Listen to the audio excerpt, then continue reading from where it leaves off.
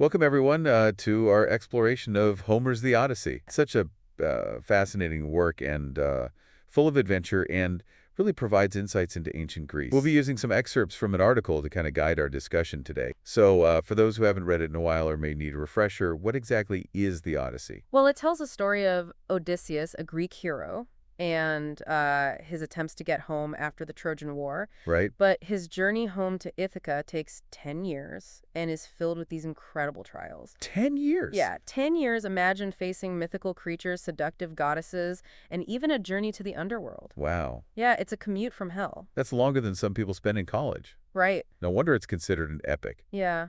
But how does the poem's structure contribute to its impact? It must be pretty complex to cover so much ground. Well, it's divided into 24 books. 24. 24 books mirroring the letters of the Greek alphabet. Oh, wow.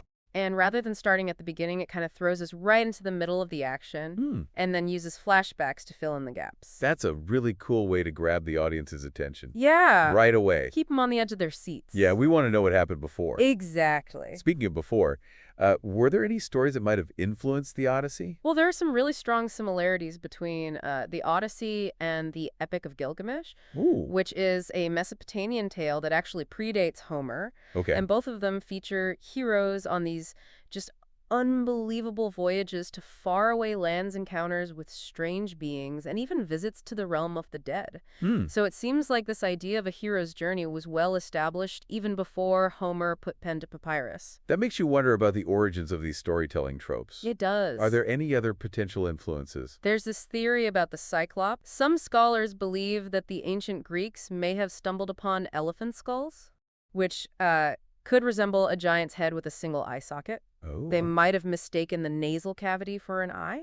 Wow. Which kind of makes you wonder how much of mythology might have actually sprung from these misinterpretations or exaggerations of the natural world. But beyond just the fantastical elements, what are some of the themes in the Odyssey that still resonate with us today? Well, the most prominent theme is Gnostus, the concept of homecoming. Okay. It's not just about Odysseus physically getting back to Ithaca. Right. It's about rediscovering his identity, his place in the world, and reconnecting with loved ones after being away for years. So it's like a homecoming of the body and soul. Exactly. Does the Odyssey handle this theme differently than other stories about heroes returning from war? Absolutely. Think about other heroes from the Trojan War, like Agamemnon. Okay. He returned home only to be murdered by his wife.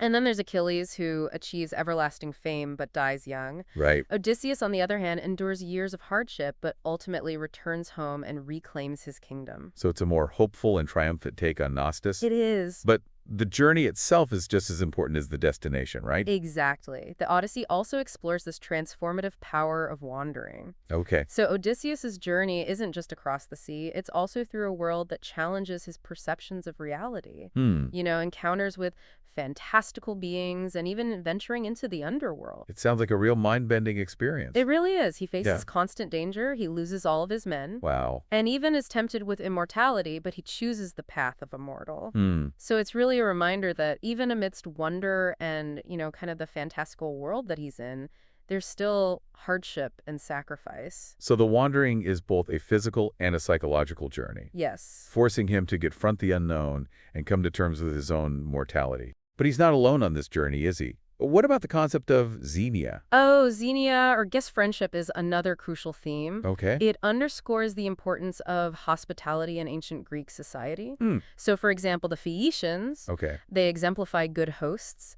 They welcome Odysseus, they provide for his needs, and even shower him with gifts. Right. It's really a beautiful depiction of selfless generosity. And who are some examples of the opposite of that, the bad hosts? Oh, yeah. Well, Polyphemus embodies bad hospitality. Yeah. He traps Odysseus and his men instead of welcoming them. Right. And then there's Calypso, who holds Odysseus captive on her island for 7 years. Wow. While offering him immortality and luxury, she denies him his freedom. So xenia is about more than just basic needs. It is. It's about respecting someone's freedom and aiding them on their journey. It's amazing how relevant that is even today, It really is. thousands of years later. The poem goes even further and links xenia to kingship. Okay. So generosity is portrayed as a fundamental quality of a true ruler. There's one scene where Odysseus, disguised as a beggar, asks Antinous, one of Penelope's suitors, for food. Okay. Antinous refuses. Oh, Odysseus then points out that true kingship involves generosity and care for one's people, yeah. not just outward appearances, Right. not just the fancy clothes and the riches and all that. What a powerful message. Yeah, It challenges us to think about what true leadership really means. it does. It also kind of highlights the entitlement of the suitors Yes. trying to take over Odysseus's throne. Right. Which brings us to another theme: testing. Yeah. This idea of testing is woven throughout the Odyssey. Yeah, Odysseus is constantly testing the loyalty of those around him. Right. He wants to know who has remained faithful during his absence. It's like he's playing this high-stakes game of trust, Yes, trying to figure out who he can rely on after being away for so long. exactly. How does that usually play out? He's cautious at first, asking questions, observing reactions, and trying to understand the true nature of the person. Okay. Once he has enough information, he reveals his identity, Wow. leading to these really emotional reunions. I bet. But then the other characters get to test him to Oh. make sure that he's truly Odysseus and not an imposter. Makes sense. They've been longing for his return. Right.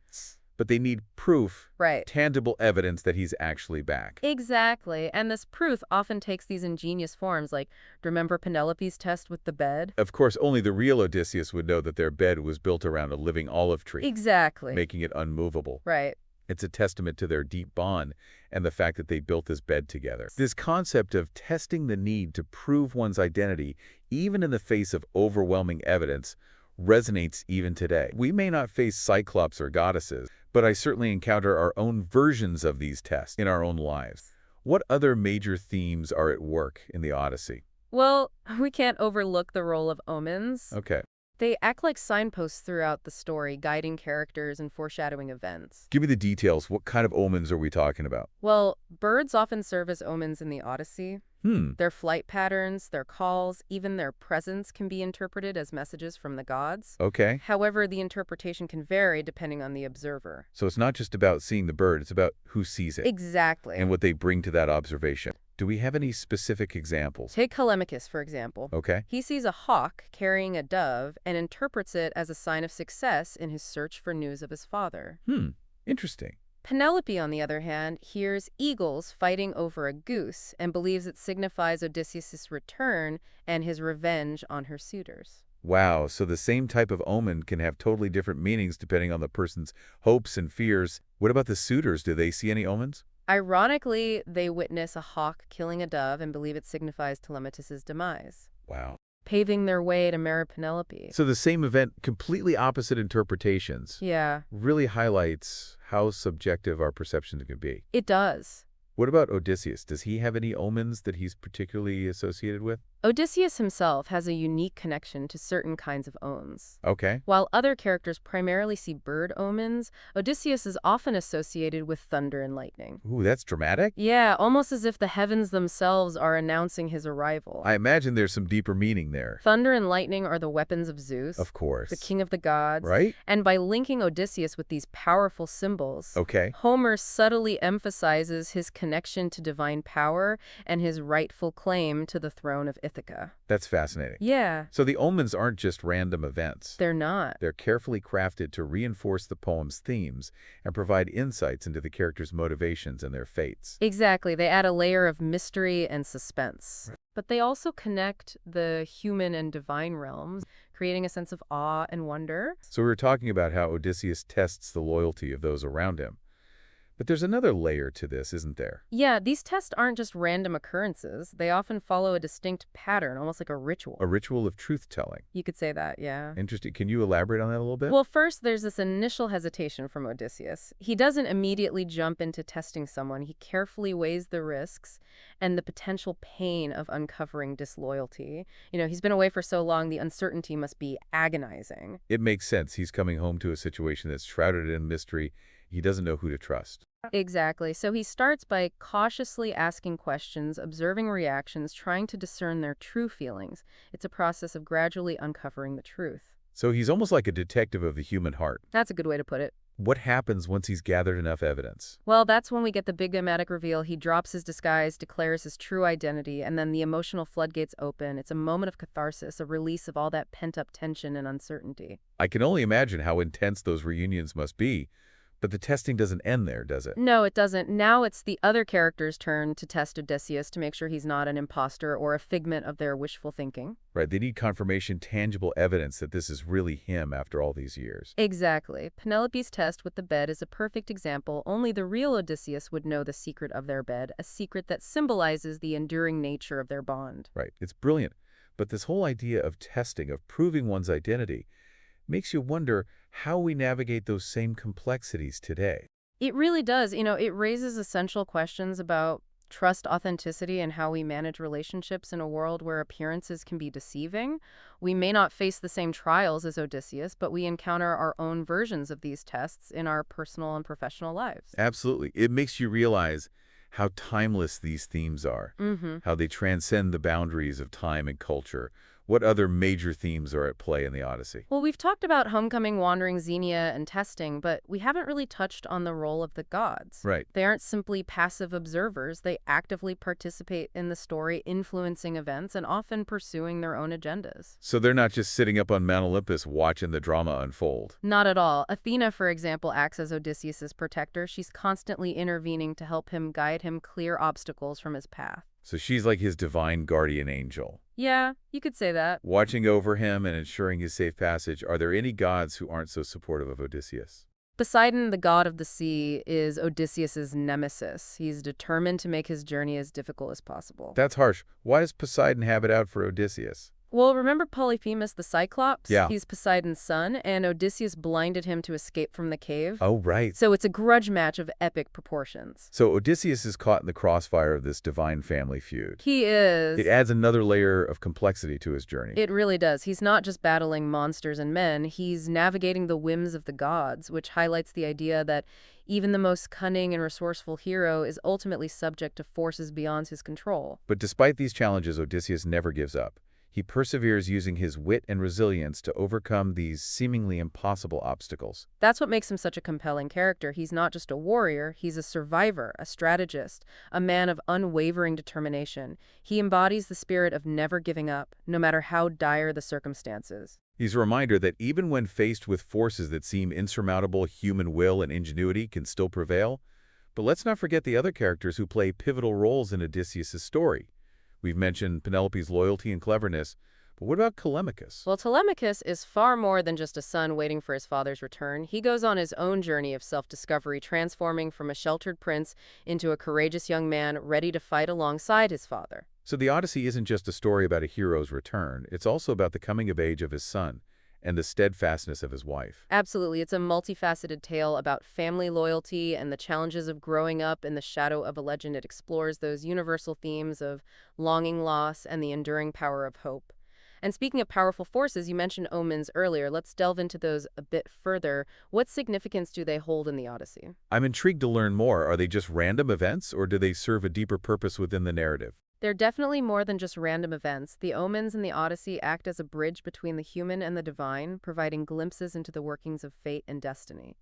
They often foreshadow key events and offer insights into the character's psychological states. That makes sense. They add a layer of mystery and anticipation to the story, making us wonder how these signs will manifest in the characters' lives. Are there any specific types of omens that are particularly prominent in the poem? Birds, as we mentioned earlier, are frequently used as omens. Their flight patterns, their calls, even their species can hold symbolic meaning. For example, a hawk might represent strength and victory, while a dove might symbolize peace and hope. It sounds like the ancient Greeks were keen observers of the natural world, finding meaning and guidance in the behavior of animals. But as you said before, the interpretation of omens can be subjective. What are some examples of how different characters interpret the same omen in different ways? Well, we touched on this briefly with the hawk and dove omen. Telemachus sees it as a sign of hope, while the suitors view it as an omen of death. This difference in interpretation highlights their contrasting mindsets, their hopes and anxieties about the future. Through Odysseus's adventures, we get these insights into their beliefs about hospitality, the importance of family, their reverence for the gods, their fears of the unknown. Yeah. It's like holding a mirror up to this distant past and seeing reflections of human nature that still resonate with us today. Yeah. We've talked about the poem's themes and characters, but what about its symbolic language? Are there any specific symbols that stand out? Oh, the poem is rich with symbolism, and every object, creature, event can be interpreted on multiple levels. Right. The sea, for instance, is a really powerful symbol. It represents that vastness of the unknown, Hmm. the challenges of life's journey. You know, Odysseus is constantly battling the sea. He faces storms, he faces treacherous creatures, and this constant struggle to find his way back to Ithaca. So the sea is a metaphor for life itself, Exactly. with all of its unpredictable twists and turns. hmm Are there other symbols? What else kind of jumps out? The bow is another recurring symbol, Okay. representing strength, skill, and mastery. Right. All qualities that are embodied by Odysseus. Makes sense. But it's also a weapon, a reminder that he's both a cutting strategist and a fierce warrior. Fascinating how a single object can hold so much meaning, I know, it's amazing. embodying both the intellectual and the physical aspects of his character. Exactly. And if the Odyssey is ultimately a story about homecoming, it makes us think, what does home represent to us today? Is it a physical place, a state of mind, a sense of belonging, something else entirely? That's the question, isn't it? It's a profound question, and one that we each must answer for ourselves. What does home mean to you? Maybe it's the comfort of family and friends, a place where you feel safe and loved.